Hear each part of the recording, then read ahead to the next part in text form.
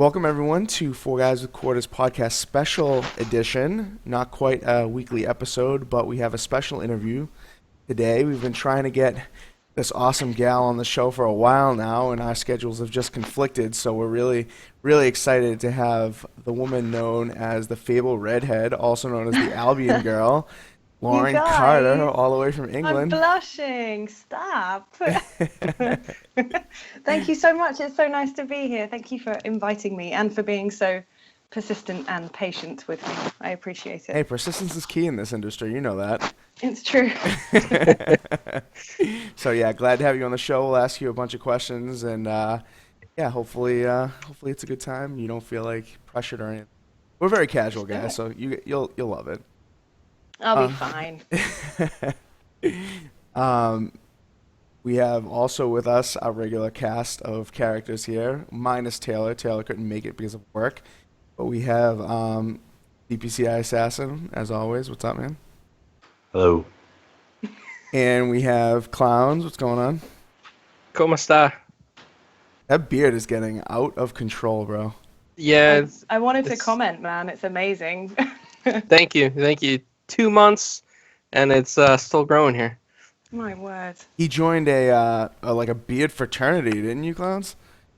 Recently? Yeah, Bearded Villains. Yeah, they do a lot of good charity work. So That's awesome. So enough about us. We wanted to get you on to talk about you, obviously, Lauren. So why don't you kind of tell us who you are in the industry and about your podcast? I've got a few notes here in our video version, but Sure. people want to hear from you. So go ahead and give you a little spiel about who you are and what you do. Okay, my name's Lauren, as it has been mentioned already.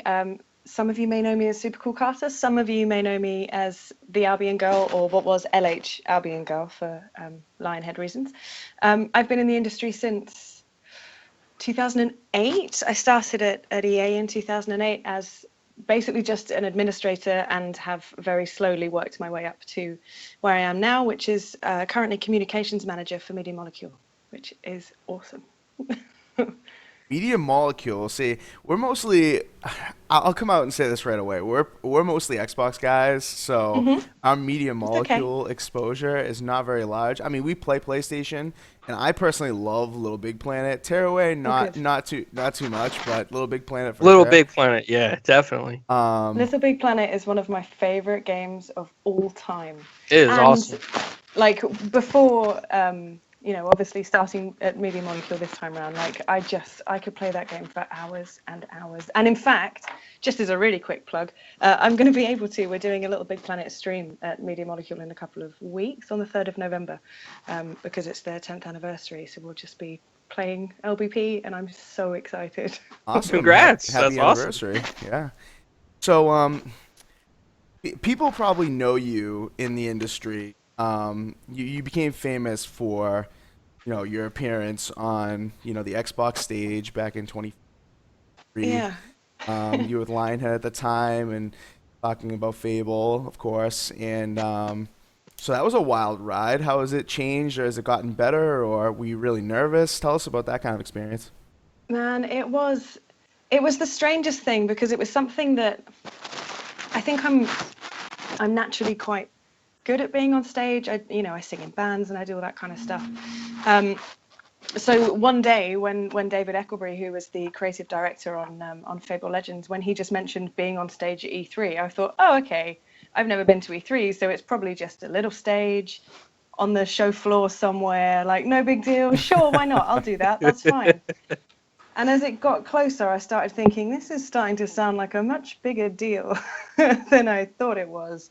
Um, and just, no matter how much I heard, no matter how many other Xbox briefings I watched and thought, oh man, what am I doing? This is terrifying. I didn't let myself back down. So I guess there were nerves in the build up, definitely. But once we got there, I mean, the really lucky thing about that whole experience is obviously it's rehearsed. You have a bit of time to learn your steps at least, and work out, walk from the front to the back and where you're going to stand, and then wait this much time and go back again, or however long.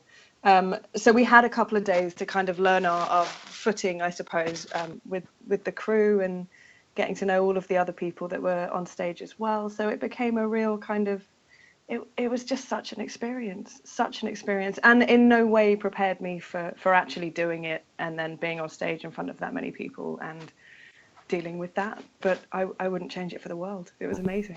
Right. How does one get from, as you described it, an administrative person at EA to on the stage at E3 in such a short amount of time?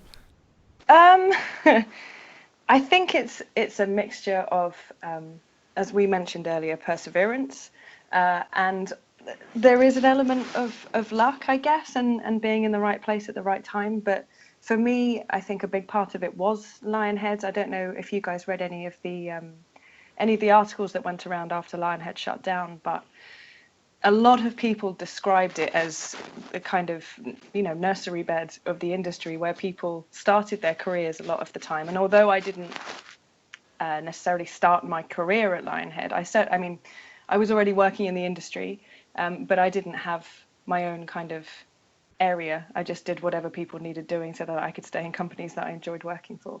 So yeah, I guess I just pushed. I found something that would fit and just kept saying, "Hey guys, I could do that. I could really. Hey, I put this presentation together. You should have a look." And I just kept pushing until there was an opportunity. And yeah, so luck and perseverance. It's a heady combination. I think. Awesome. Clownz or Assassin, you want to ask a question about this? Well, I just wanted to say two things really quick. One, I loved Fable Legends. I was very sad when I heard that they decided to nix it for whatever reason, but I really loved it. I enjoyed it. I love like the fairy tale-esque that Lionhead Dude. brought to the Fable series. Like it just felt so real. Plus, I mean the accents in Fable in general just made it feel magical for us. And then the other thing that I really liked that Lionhead did was black and white. I don't know if you remember that. Yeah, man, of course. And working for Lionhead, it was initially, and first of all, thank you so much for loving Legends. It means the world to any of us that worked on it to hear that people really loved it, because we really loved it too. That's the bottom line. And for the most part, we were all Fable fans to one extent or another, and we were trying, as hard as we could to make the game that we thought should have happened at that point. But no, black and white is, the cult following for that game is insane. It's something that it seems to be, if you know, and a lot of people don't know. Although it did win some awards, I think. Gosh, I feel like I'm doing them a disservice now.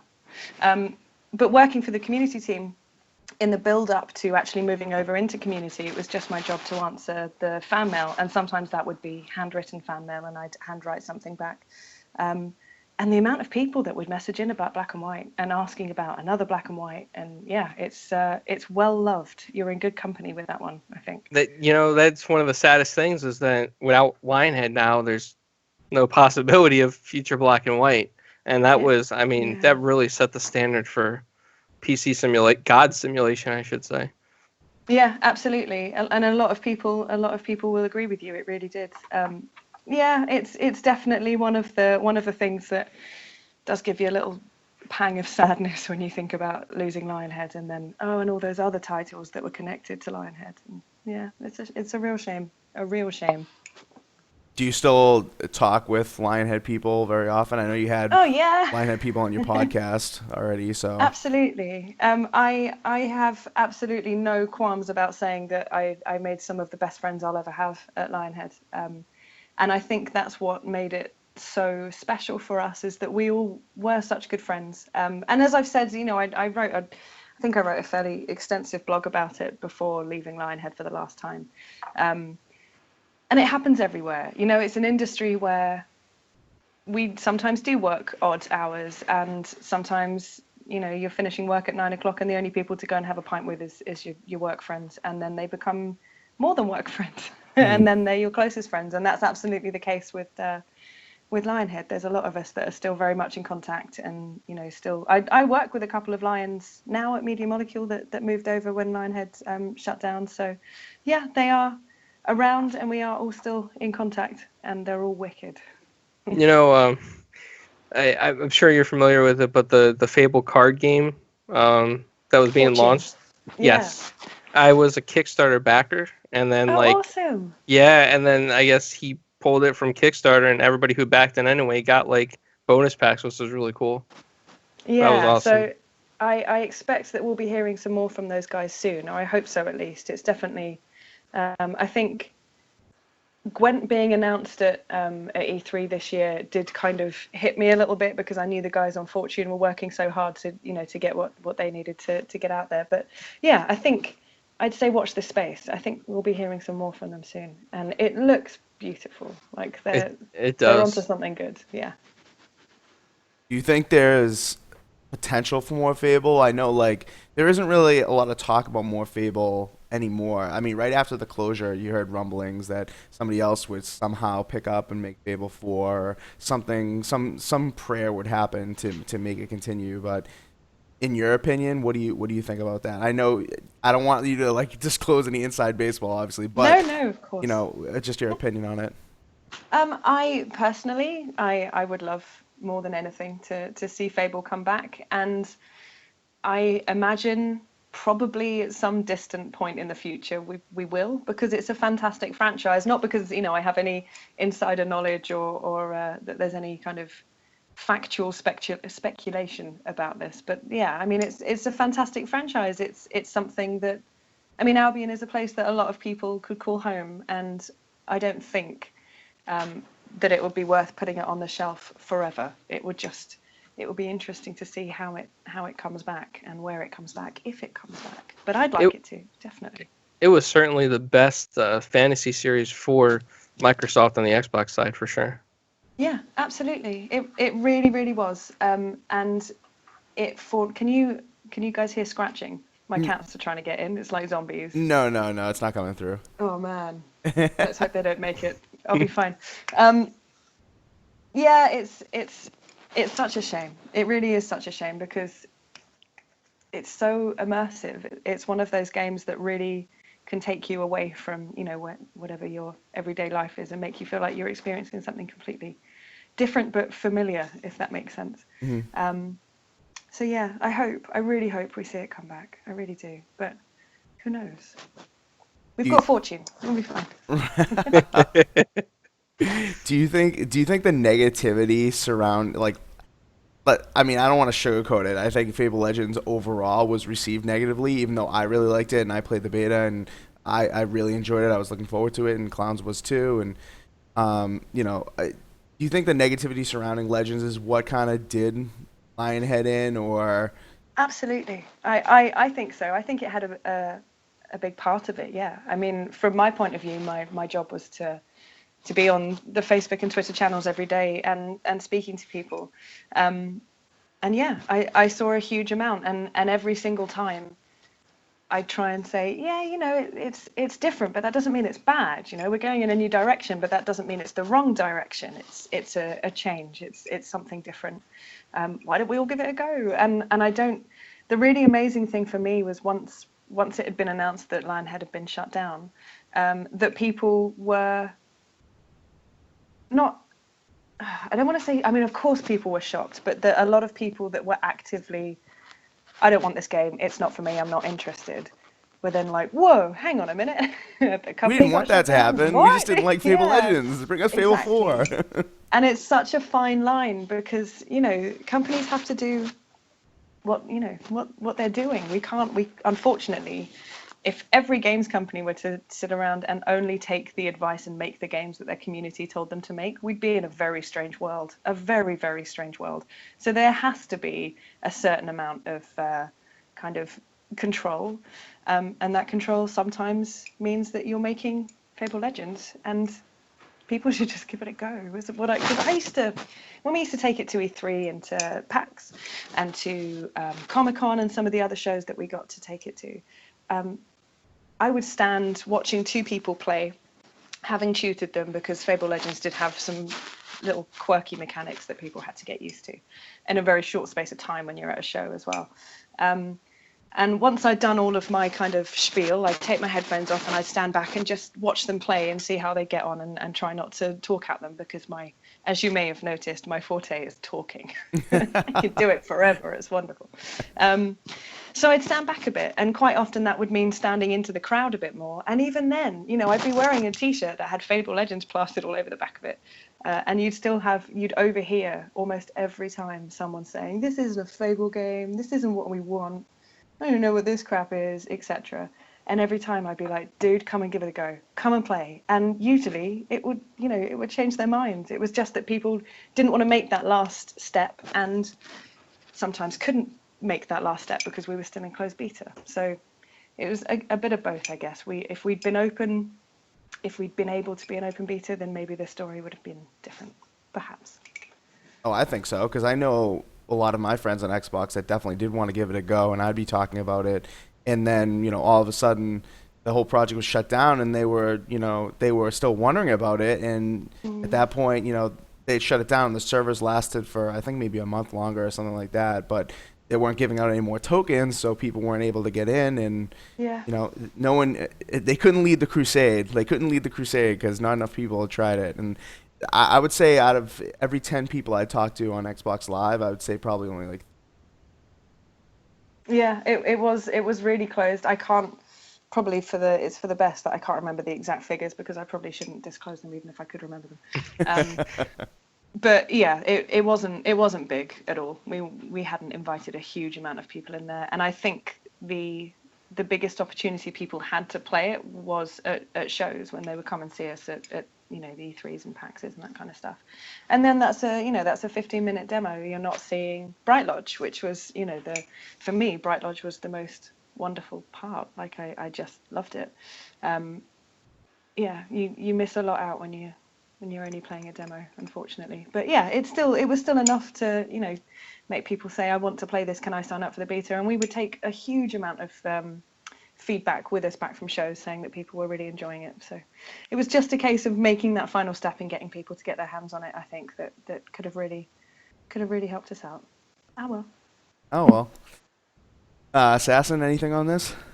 Was there ever talks to just open it? Because I know there was all that negative press on it. I don't think there were, and of course, I mean, there's definitely, I should probably say that from my point of view, my job was day in, day out, be there, answer Facebook messages, answer the Twitter messages, search for the hashtag, see what general sentiment was. So of course, if someone says, "What do you think?" I'm going to go, "I think people were just too negative." But there were lots of other factors that would have been a part of that. Business decisions and whatever else that needed to be made. So it certainly wasn't the only thing that stopped us, but I don't recall there being talks about making it open. I know it was something we were aiming for if we had the opportunity to carry on, obviously. But yeah, it wasn't something that was discussed around the end of the company, unfortunately. I know the first day that I heard what had happened to Lionhead, I sent Phil a message, like public on Twitter. I was like, "Phil, what are you doing? What are they doing?" I was like disappointed. I mean, I know I don't know all the business decisions behind a business, but just for nostalgia and the love of the franchise, I was just disappointed.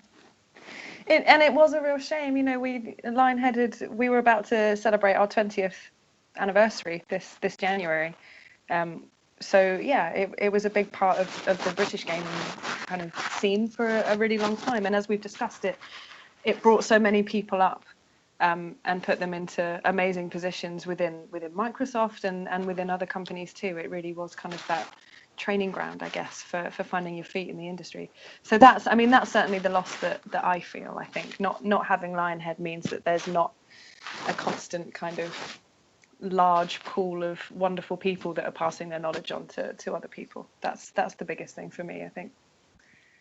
Speaking of that, we were talking about how you have a knack for the stage and how Microsoft gave you the opportunity at E3, but also gave you the opportunity to get on stage at a Windows 10 event as well, where you showed off some of the PC gameplay and PC Xbox crossplay, I'm assuming. So now that you're at Media Molecule and things like that aren't really popping up, are you missing that part of it? Like, feel like you're not getting that part being at Media Molecule, or?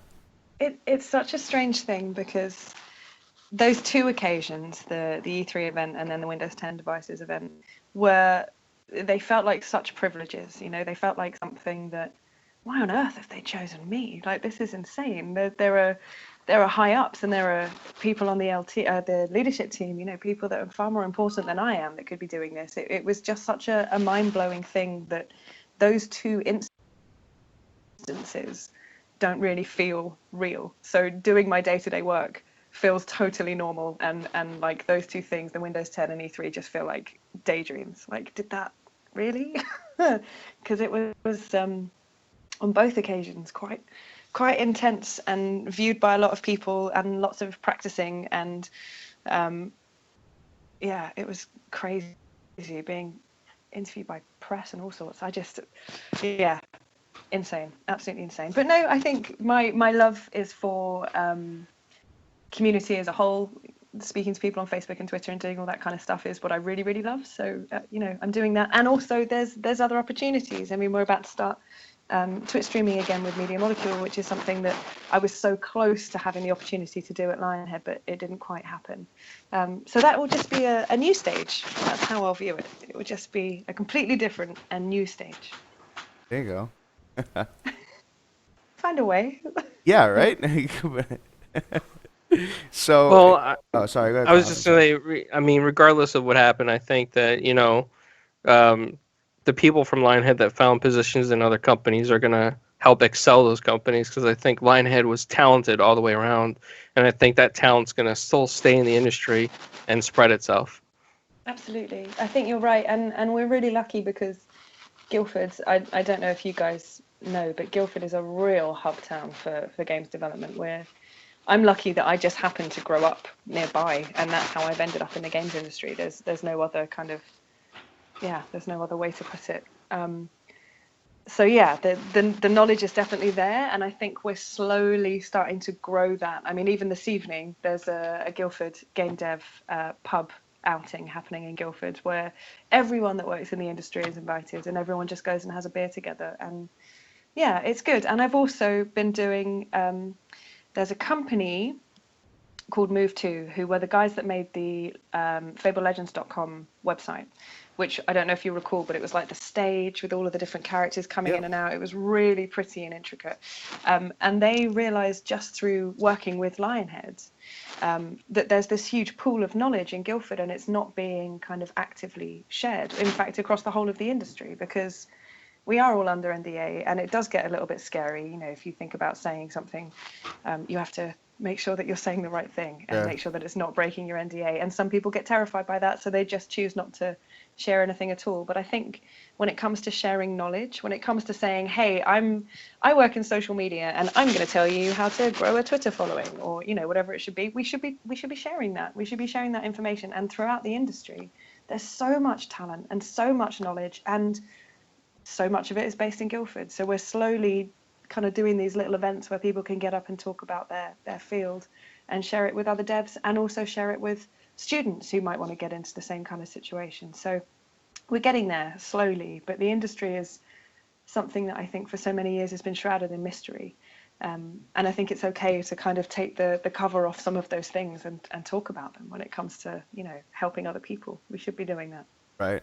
So are there a lot of university programs for game development and positions like your own, or is it not caught up that way? It's just, I think we're getting there.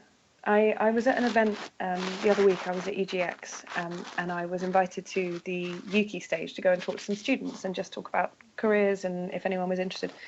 I was expecting no one to come and want to talk about social media. But there were a few guys, and they were really into it, and they were doing marketing at university and making that digital or online marketing. And then I think for their kind of very final pieces, they were specifically focusing on video games and making cases on certain companies or however that may be. And yeah, I think it's changing. I think you do a course like that and you can specialize in certain parts of it, when it comes to what I do, at least. And I wish that had been the case when I was at a point to go to university. That would have been nice. But learning on the fly is just as fun. True, very true. That's what we've been doing. When we've been doing this podcast, it was a mess at the beginning. I mean, just a Oh, mine mess. still is. Don't worry about it.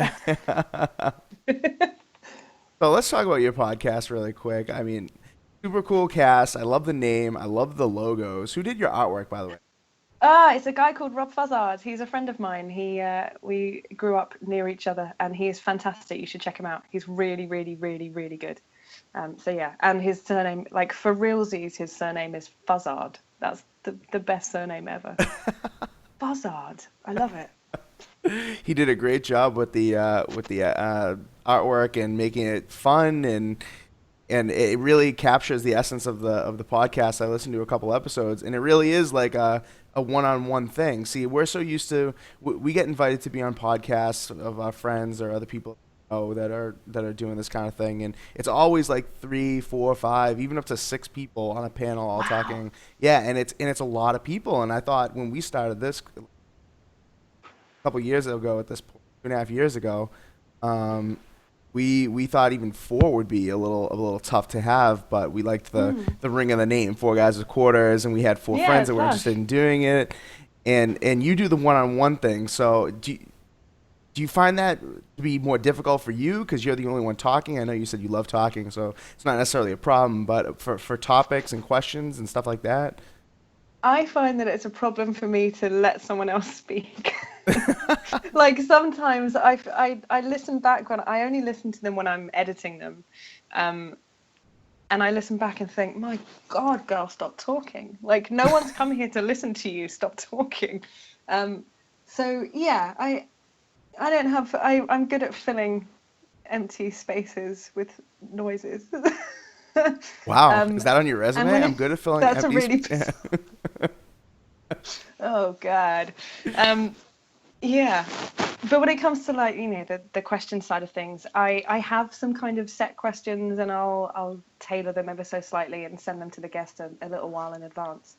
But yeah, part of me always worries a little bit. Like I always try and aim for an hour, and there is that fear of am I going to make it? Like, is it going to be a whole hour? Because I feel like releasing less. I'm only doing this once a month, so less than an hour feels like a bit of a cop out. And more often than not, they've overrun. So yeah, it's not so bad. It's a ramble chat. That's what I like to call it. You just kind of talk, and then you'll end up somewhere else, and then you can pull it back a bit, and then you'll wander off somewhere else, and you kind of get all this extra information that a normal interview might not have pulled out of someone. So yeah, it works, I think. It definitely works. I listened to the one with AC Bongos, who, you talk about as one of your almost role models because he kind of does the same thing as you. So tell us about that experience. You got him on, and it seems like you guys are buddy now. Yeah, well, we met. Obviously, the Microsoft connection is how I got to meet AC or Graham in the first place. And then it was early this year, January, February time. There was a stream happening. Game, the shop, were doing a stream to raise money for a charity called Special Effect. And Graham gave me a shout. He'd seen that I'd done a few things on camera at Lionhead and said, we need some space where you come down and give away some. I think I gave away the Fable Legends console, got to unbox. Did my first ever unboxing video. Yeah, it's really nice. I don't know. Doesn't exist anymore wherever they are. I'm sure they do still exist, but I certainly can't touch one. Yeah, so I got to go down and do that, and that was probably the scariest of all the. It's weird because there's E3 and there's all those people there, but that stream, there were so many people crammed into a little room, and all these big lights on a sofa where we were going to be sitting, and then just so many people. There were so many people in there, and it really freaked me out. And then they tried to get me to play Rocket League, and I am terrible at Rocket League. And I made an absolute fool of myself to the point where I think Graham and I were on a team together, and then he said that he didn't want to be anywhere near me anymore because it was I was so terrible, so terrible. So that's how we met, and I guess it was a good way to meet because it completely put me out of my comfort zone, and I had to kind of not only be a little bit starstruck, but also be able to be on a stream, and yeah, it was crazy. So yeah, I got to hang out with him then, and then we synced up a couple of times Because I live in Reading, which is where the big Microsoft campus is, obviously. Okay. So sometimes I'd drop in if things needed to be dropped off or picked up. I'd stop in and have a cup of coffee and say hi on a couple of occasions, and then just kind of kept in contact. I guess he's a thoroughly nice chap, Graham Boyd. He's a really, really nice dude, and knows his stuff. Really, really knows his stuff. So yeah, it's lucky that I have someone. I'm just going to pour myself some coffee. It's lucky that I have someone that does what I do, and I can always ask him for advice. I guess he's a really cool dude, and that's a good episode of the podcast as well. I really enjoyed that one. Yeah, definitely. He's great in front of the camera, in front of a microphone. I mean, when I met him at E3, and he was doing the pieces about the special Gears of War Elite controllers with Rod Ferguson, and there were like 150 people behind the other side of that camera being like making faces or whatever, like trying to shout out to him. And he's like so zoned in and able to concentrate on it and still be such a professional about it. It was crazy. But then the camera comes off and he's a fun-loving guy, and he shook hands with all of us, and it was great. Oh, he's a lovely guy. And I guess that the other really kind of defining part of his character is his passion for games, for what he does. He when we did that stream and I unboxed the Fable Legends Xbox and controller, I kind of, it's green and it's got the picture and it's nice and here it is. That's about as far as I can go. But Graham, he got this Titanfall controller, the orange, white and black Titanfall one. There's loads of random numbers, or what seem to be random numbers on that console and controller. Graham knew what every single one of them meant. Oh, really? That's the creative lead's anniversary from when he married his wife, and that's this, and that. It's just like, whoa, he's so into what he does. He knows everything about it. It's really cool. Assassin, you got something over there? I can see you bobbing around. I see you. I know a while back, you may not know this, but he had that Captain America giant Lego thing. What did he do with that? Because he showed it all over the place. Do you want me to ask him right now? Yes, definitely. That would make for a good podcast. Okay. That would also make Assassin's Day too. Okay. Let's see if I can get him up here. But it is half. Who knows? He might be. Don't say sleeping. It's too early for that. There. No, he won't be sleeping. I shouldn't think so. But he might be having his tea. Oh, okay. I'm on a podcast and have been. What was it? Captain America. Yeah, the giant Captain America Lego guy. And he would put it in his car and just bring it along with him. Okay. I've asked. There we go. Hopefully we get an answer. Let's see if he gets back. Hopefully we get an answer. Awesome. Yeah, so with your podcast, it's a one-on-one format. You just started it. So what I don't want to say what makes it why do you think it's a great podcast, but what makes you, why do you think it's going to take off? Why are you expecting it to do really well? I think it goes back to what I was saying earlier about knowledge sharing. I think there's a host of talent that's literally, if I step out of my workplace, in fact, in my workplace, if I go to the pub at lunchtime, if I go for a stroll up Guildford High Street, I'll bump into someone who's been in the games industry for in some cases decades and has a huge amount of knowledge and has been a part of, because that's the thing that you don't realize with Guildford especially, is that people have worked for so many companies in and around Guildford. So people have been there at the dawning of, amazing things like Fable, and then have gone on to, currently a lot of, I think EA are working on Star Wars in Guildford. So there's so much kind of variation and people have seen so many things. And I think sharing that knowledge is really important. And to have it, it is just a relaxed chat. There's no formalities to the Super Cool Cast. It's very much a fireside conversation. But that's a good thing because that makes it progress. You're listening to it and you're at the end and you're like, no, I want more.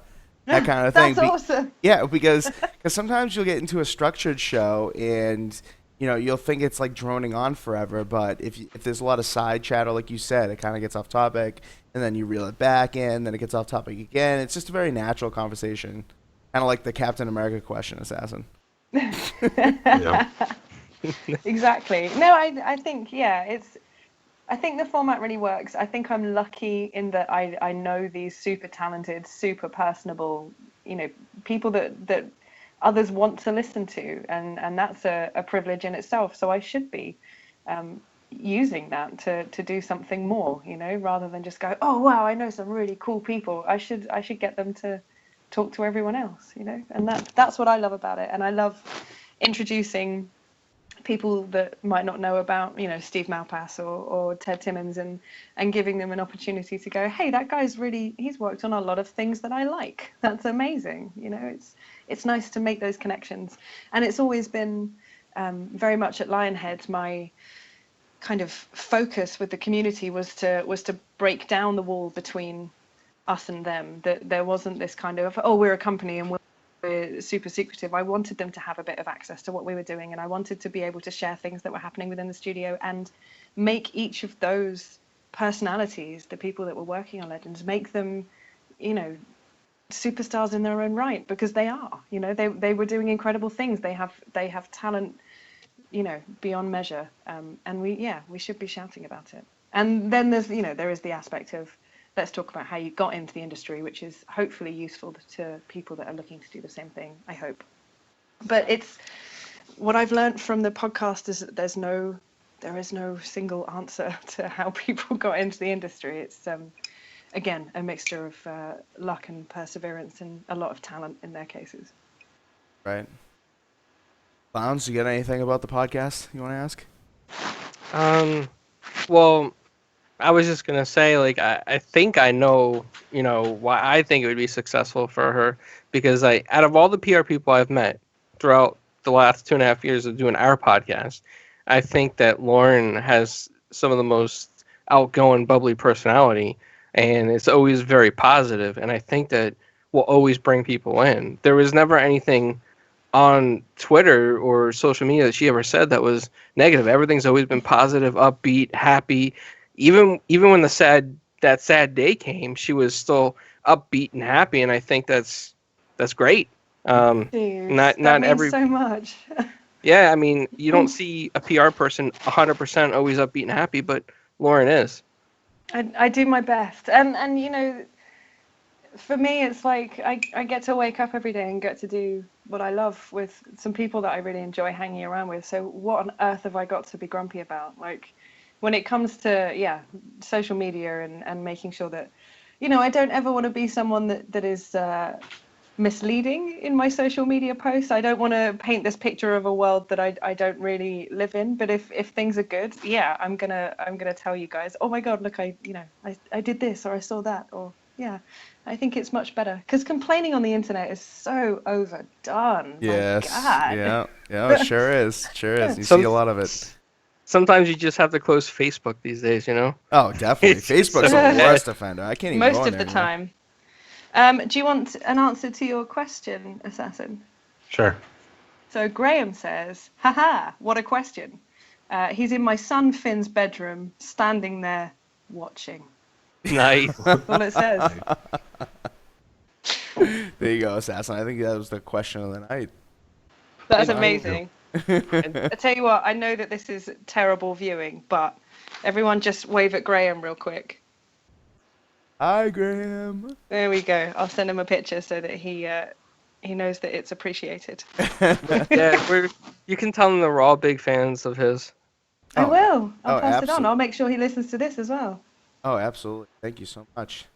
Yeah, no. Not at all. I talked to him a little bit at E3, and like I will admit, I was the one behind the camera trying to get his attention, and I realized it was annoying at the time, but I was so excited to be at E3 this year, first time ever for me. And wow. it was nice to get a picture with him, and I mean, it's nice getting that exposure. Like, even at PAX now, PAX started out so small. I live I'm in Boston, so I'm 10 minutes away with the convention center at PAX East, and seeing Major there, seeing a lot of other Xbox people. It's really awesome to be able to get that kind of exposure nowadays. These things, I mean, E3 back in the day was just, for industry people, no public allowed, quote unquote, and it kind of still is, but Microsoft throws their Fan Fest thing, and there's other various ways to win tickets to get in from the public, and it's nice to be able to get that exposure. I think that's what a lot of people want now.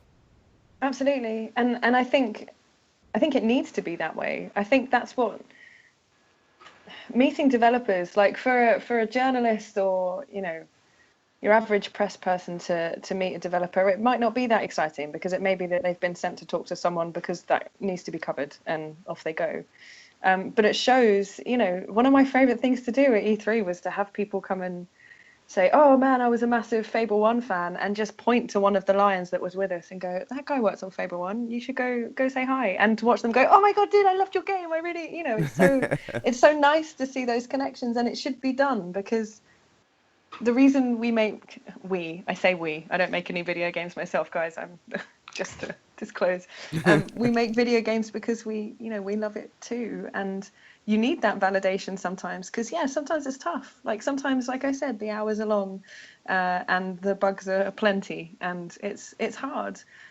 So having those interactions for anyone, I think, that works in the industry is so valuable, and it really gives you a boost. And that's the thing about E3. It's the most exhausting experience of my entire life. Oh, absolutely. It's just killer. And then when you have to go on and do like the evening shows as well, so you're there, you work for like 12 hours standing up and your voice goes and your feet hurt, but you come away from it thinking, well, I met some cool people today. Like that was so much fun.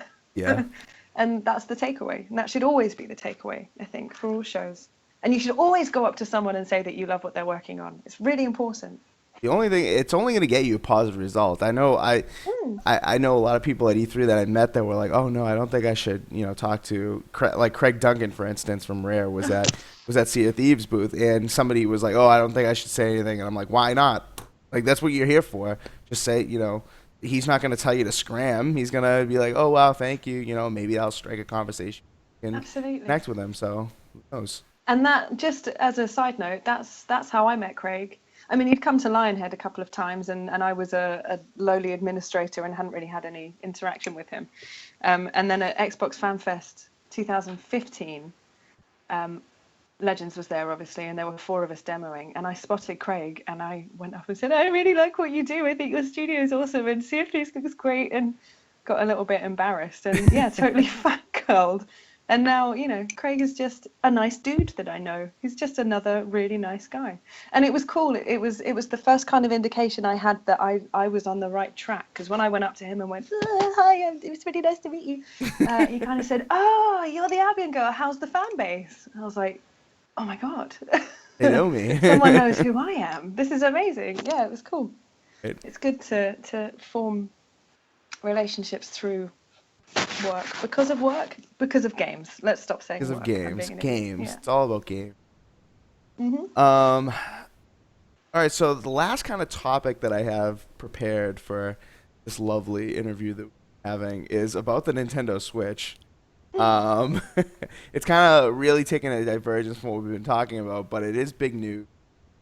Seeing that we have you here, I know that you're a Nintendo fan. I saw a picture of your desk on, I think it was either Instagram or Twitter, with all your Nintendo characters on your desk. I know that you have a few things to say about this. So we want to give you the floor and kind of open this up. What do you think of what was revealed? Are you excited or not? I loved it. Like, watching it, I watched it with my producer, Costa, and I think I just managed to bang the table a couple of times and whimper. Like I couldn't get my words out. Like I was so excited. But that's because, like you said, I'm such a fangirl. I'm such a Nintendo fangirl that they could probably put many things in front of me and I go, that is the best thing I've ever seen. Look what they did. It's fantastic. But the biggest selling point, this is so lame, but the biggest selling point for me, my one complaint about the Wii U, because obviously my boyfriend is a designer as well. He's actually on one of the podcasts, if you guys listen to the Forza Horizon, Rob McKenzie from Playground. Okay. Yeah, so he's here, obviously. We spent some time together. Real quick, you can always let him know that Inferno won the Forza trophy at E3. Oh, no way. Yeah, the I Forza will. competition. Yeah. I will let him know. That's so cool. And they are, like, side note, Forza Horizon 3 is one of the most beautiful things I've ever seen. And I don't even have to say that. Oh my God, it's amazing. Yeah, so we're obviously a gaming household. And when Rob wants to play something bizarre, like, what was he playing at the time? Catherine, I think. Oh, great game. Yeah, I 360, know. the dream sequence, like climbing. Yeah, and the yeah. ram horns and the yeah. it's crazy. And I just really wanted to play Yoshi. So that's what I love about the Wii U is that I can play on I would just play on the handholdy bit, and Rob could carry on playing on the main TV. But when it got to when I got sleepy and I'd want to go and sit in bed and play the game before going to sleep, I've never lived somewhere that has a close enough range from the Wii U to where I'm sleeping to be able to take it with me. And it used to drive me mental because it felt like such a simple thing. Like, Right. I know my bedroom is 5 foot above us. Why on earth can you not reach that? Like, that's crazy. Right. And now they fixed it. Like, that's the biggest thing for me. You'll be able to play anywhere. It's mind-blowing. I love it. I'm such a nerd. I love it. No, it's quite all right. We're all excited about it except for Assassin. Yeah, I think Assassin's the only one who's really more than half down on it. On the downside, not on the upside, right, Assassin? Yeah. Oh, he sounds so sad. He needs a Switch to make himself happy. I think so. That's what That would do it. I But I think so. wonder if the other aspects that when I came home and started freaking out about it was the portable aspect of playing the little teeny controllers and all of that kind of stuff, and that got me really excited. And I came home to Rob like, oh my God, that's going to be great for when we go on like trips and stuff. And he was like, how often do we go on trips where there's 4 of us and we're all going to play a game together? That's Like, how right. often does that happen? Yeah. So maybe that's something that certainly younger generations should take. When you've got the time and the money and the inclination to go everywhere with your mates and you can play video games on the side, that's when you need it. But then how many teenagers are going to be bought a Switch and then allowed to just take it out into the wild with them? Probably not that Right. many. It's a tricky balance. I'm still excited. I still probably won't buy it at launch because, like I said, I was desperate for a Wii U, and then I've played maybe 5 or 6 games on it. Right. Because I'm just running out of time in my life. Well, you can take it to so- work, right? Do you take public transit? No, I have to drive. Never mind. I have the longest driving commute ever. Probably not ever. But yeah, unfortunately, it wouldn't work. But yeah, that's the time that you'd need it. But then the other part of me is like, but you've got a 3DS and you don't even use that as much as you used to. Like, how many Right. consoles does one person need for not playing a lot of games? And right now, that's me. Do you think the Switch is out there to replace both the Wii U and the 3DS, or is it like a middle ground where the continue to exist and they're still going to do another hand? I don't know how Nintendo could justify getting rid of the classic handheld. I really don't, because I'm someone that still owns a Game Boy Color, and I love that thing to death. Yeah, I think it's such a big part of the. Oh, dude! Yeah, this It's is beautiful. I don't know. I haven't got mine to hand, but mine's no big deal. Limited edition Pokemon one. Don't worry about it. Oh, excuse wow. us. Oh, sorry. It's downstairs. I should have prepared it. I'll send you a photo later. Okay, good. That's how I get my Pokemon Yellow fix. I play it on the Game Boy Color because that's the best way. What was I saying? About the Switch replacing the 3DS, the console. market. Yeah, I don't think. I'd like to think that there will always be space within Nintendo's repertoire for a individual standalone handheld, but maybe times are changing. Maybe they've seen a decline. I mean, I know they saw their first ever decline, 3 years ago, when they saw a decline in sales. I wonder if maybe, with the addition of the 2DS, did that do very well? I'm not even sure. I think in the US it did okay. I mean, the price was so low compared to the 3DS in the US. Like half the price. And then on Black Friday, I don't know. Are you familiar with what Black Friday is? Mm-hmm. Oh, okay. I've been planning social content for it for years. Oh, okay. It's fine. All right. Yeah. So, but on Black Friday, the 2DS was like under $80. Really? So it was really cheap, yeah. Wow. So Yeah, I wonder. I wonder if they've just thought, you know what, we could be saving ourselves a lot of time and effort here and just combine these things. Maybe. I hope not. I really well, hope not. one of the points that a lot of people have been making is that at least here in the U.S., a lot of kids, you'll see a lot of kids playing on like their parents' iPhone or their parents' iPad. Like that's their primary handheld device from a young age, and they grow up with that. And a lot of kids have been wanting like an iPad before they want like a 3DS or something like Candy So Crush ruined everything. Candy Yeah, Crush Saga okay. ruined everything, right? But that, yeah, I guess that's the thing. It's changing. Like, why do you need a separate handheld when I can play Pokemon Go on my phone? Right. Like, I guess that's how kids are gonna start thinking. Like, it's just, and I have to say, on, traveling, when you've got the iPad and you've got your 3DS and you've got your Kindle and you've got, there's so much stuff to carry around. It does get a little bit full on, especially when you're taking your Game Boy Color everywhere. Right. I took it to a wedding once. Did you really? Wow. They weren't impressed. Why Well, not? there's sometimes a lot of standing around at a wedding. I thought we could all Yeah, of take it in course. turns to play. Of course, yeah. No, I used to love the Game Boy Pocket more than my Game Boy Color. The Game Boy Pocket was like so small, square, sleek. I love that thing. Oh, that little bad boy. Yeah, I Yeah. know the one you mean. I didn't have one of those. I used to I love think- Tiger Electronics Batman. I don't know if you remember that. Oh my god, you're dating yourself. That thing's Uh, old as sin. Maybe I should. I tell you No, what I it's did like- love though. What was it? The what was Sega's handheld? Game Gear. Oh, Game Gear. Yep. Yeah, the Game Gear. That thing. I loved that thing. I played Sonic on that thing to death. And it, like, to call it a handheld is hilarious because it was about this big. Yeah, as it was I recall. large, Like, yeah. it was massive. 6 AA batteries, I think. It was, Yeah. 3 on each side. But Yeah. it was in full color and it had Sonic. Like, what more do you need from life? It There you go. was Exactly. an easy win for me at like 10 years old or whatever I was.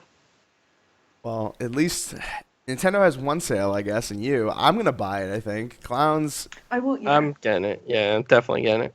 will get it. I know Assassin's so down on it. It's not even funny. Maybe in the future when it's like I want to 100 hear something. though.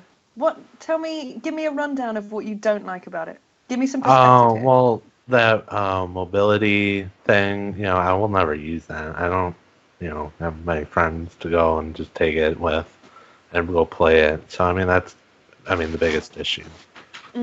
That's fair. That's fair. I wish we could get to a point where we stopped comparing Nintendo to Sony and Microsoft, because it's just not the same. Yeah. Like there really are few that they both make consoles and video games. That's Right. that's where it ends, I think.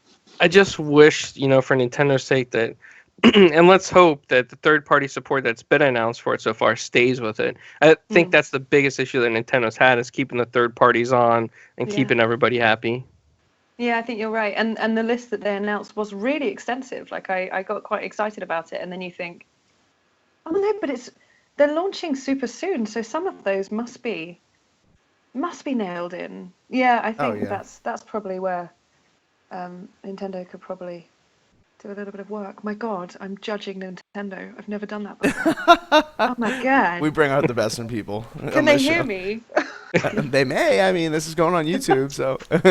They Did you probably see won't me listen to and us though. Moto's But did you see Miyamoto's tweet No. right afterwards when he posted two pictures of? He posted a little series of 4 photos that was basically him taking the piss out of Apple because the Switch has a headphone port. What?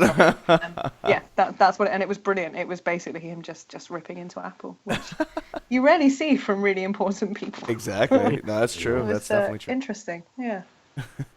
All right, Clowns. I know you had a few quick general questions to end the interview, so why don't you go ahead and ask them now?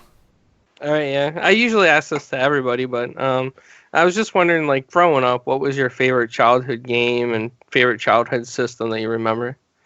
Mega Drive. Mega Drive, and it was I have talked about this on my podcast, so apologies if anyone is listening again. My brother and I used to play. Do you remember the game Zombies Ate My Neighbors? Yes. Oh yeah. Yes. So good, so good. And as I've said previously I think I have mentioned it on the podcast, but it was like being able to play a female character was like, oh my God, like this is unheard of. And not that I was a 10-year-old child constantly searching for a female character to play, but it was so different. It was so, obviously it didn't feel any different. But it was such a nice treat to be able to do that, and then to be able to play with my brother, and they were brother and sister too, and we play it for hours. We would play it for hours. I loved it. Yeah, I'd say Zombie Ate My Neighbors was definitely my fave as a kid. And since you've been in the industry, I'm sure you've met a ton of people that you admire. But have you met any mentors, anybody that you looked up to for a long time? Within the industry, yeah. I mean, the obvious one for me is Phil Spencer. I think Phil is a hell of a guy, and I'm lucky that I worked in the same organization as him, and I'm lucky that I was noticed enough to have been able to do the things that I was doing anyway, on camera stuff and on stage stuff. But Phil, I'd say he was definitely a mentor of mine while I was at Lionhead. If I ever needed, if I needed advice, I'm sure I could ask him. But the great thing is that he would, if he saw a video that I was in, he'd drop me a message saying, "Hey, that video was really cool, great job." And that's like such an unbelievable boost for your day-to-day kind of working life, to think, yeah, man, I'm totally on it. Like, it's fine. If Phil noticed, I am doing just fine. So yeah, I definitely say Phil. I met Ken Lobb, and that blew my mind a little bit because I played a lot of GoldenEye. So that was like, whoa, he's the guy. That's amazing. But yeah, I mean, within the industry, I've just been lucky to meet people who are willing to talk to you. I think that's the main thing, is that there's no hierarchy as such. Everyone, like I said, we're all there because we all love the same thing, and that just means that everyone's super approachable. And yeah, good to keep in contact with, I think, and easy to keep in contact with because you're constantly on Twitter or whatever talking about the Nintendo Switch or whatever the next thing is, and then people can just get involved and you maintain this very kind of organic relationship, which is, yeah, it's cool. God bless Twitter. That's God bless Twitter. That's right. So much better than Facebook. Yeah, absolutely. Yes. I'm amongst the right people. What's it like to play Forza Horizon 3 with your boyfriend? Do you want to know a secret? Yep, and absolutely. It's okay because other people know, so maybe secret was giving it too high an accolade. Rob is a designer on Forza Horizon 3 that doesn't drive because he wasn't dealing with the driving aspect. But that always blows my mind a little bit. It's like, oh my God, how did you get that job? How did you do that? But it's because he's an incredibly talented designer, and the bit that he works in doesn't need the ability. There are people who specialize in driving. So I tend not to play it in front of him or try not to.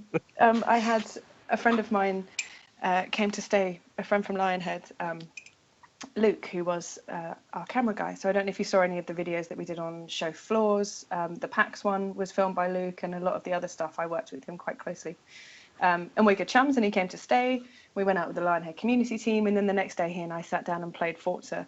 And I think we were about 5 minutes in to my turn when he said, Lauran, have you ever tried playing GTA? Because I think maybe you should be playing GTA. Like, I don't know if this is for you.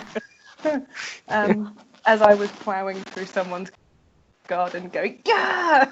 Yeah, I certainly don't play it as it's meant to be played, but I've really enjoyed it. Like, on those occasions that I have won races, which are few and far between, and it takes and then it's for me, the grind of then going back in and being able to actually beat someone because I'm that terrible at racing games. But yeah, when you do it, it's in the zone, right? That's what I feel about code, and then I'll hit a tree and I won't be able to turn the car around or something, and I'll be brought back down to earth and reminded that I'm terrible. But I still enjoy playing it. I just don't let him watch. It's for the best. It's for the best. Well, you have the rewind button in for, so you could just press that, right? Yes, I may be wearing it out. It's nearly dead. It's Also wanted to ask you, I know that you spoke about your experiences like at E3 and PAX a little bit about being on stage and stuff, which was really awesome. Do you have any other convention experiences that come out to mind? Like you're like so shocked that it blew your mind. Maybe people coming up to you and like, oh hey, you're so and so, or hey, this the company they're working for is awesome. Like anything that just really sticks out to you. I think aside from the I mean the two E3s that I did with Lionhead were fun. But, like I said, it's the thrill of being there and speaking to people all day long. But then being like we together, and this is so cool. I think aside from that, my favorite would be we did PAX Prime in 2015, last year, and it was a really small team. It was the first time that I'd been sent on a show that didn't have any of the kind of leadership team, any of the executives there. So it really, really felt like we were running it. Like the guys that I went with was Luke, who I mentioned, the camera guy, and then Steve Malpass and a guy called Nathan. And Nathan had never been on a plane before, I don't think. Nathan had never been to America, and he went and set everything up on his own. And then Steve and Luke had only ever done Gamescom when it came to shows. So all of a sudden I was in this experience where I was the one with the most kind of knowledge about what we were doing. And we ran it like bosses. It was amazing. It was absolutely amazing. But what I really loved about it is that we had a member of the community, the Fable Legends community, a girl called Mathkatsi, who we'd gotten to know just because she was playing the beta and getting super involved with everything. And Luke and I had to film on floor kind of, hey, we're at PAX, we're having a great time, and come and see this, and come and play the game, and all that kind of stuff. And the only way we could do that was thanks to Mathkatsi, who stepped in and tutored Fable Legends like she'd been doing it her entire life. It was insane. And she happily stood there for a lot of the day so that we could get these little snippets filmed so that we'd have stuff to go back to the studio with.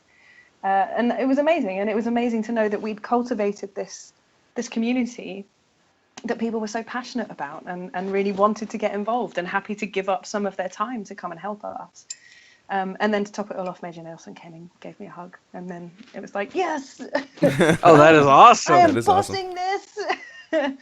It was great. It was really good fun. We had a good show. We worked so hard, but it was worth it. And it turned out to be the last Fable Legends show that we did. So I'm really glad that was my experience to own, as it were. Right.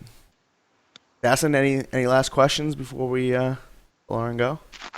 Do you have any tips you could give people that want to get into the gaming industry? Absolutely.